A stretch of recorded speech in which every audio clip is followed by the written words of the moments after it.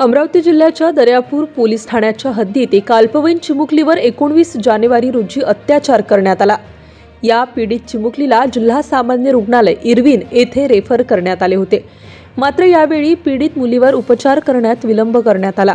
तसेच कर्तव्यावर असलेल्या परिचारिकांनी पीडितेच्या कुटुंबियांसोबत अरेरावी करीत गैरवर्तन केले असा आरोप भीम ब्रिगेड संघटनेने केला होता।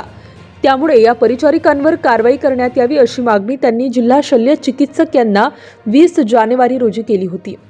परंतु कारवाई न झाल्याने 12 फेब्रुवारी रोजी भीम ब्रिगेड संघटनेने जिल्हा शल्य चिकित्सक यांच्या दालनात आत्मदहन आंदोलन करण्यात आले। यावेळी राजेश वानखडे यांच्यासह 4 ते 5 कार्यकर्त्यांनी आपल्या अंगावर डिझेल घेऊन जाळून घेण्याचा प्रयत्न केला।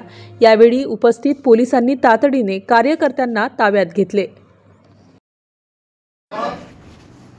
पोलीस प्रशासनाला घेऊन आम्ही शांत राहावं, साहेबांना सांगितलं, येईने सांगितलं काय शांत, आम्ही शांततेने आंदोलन केलं।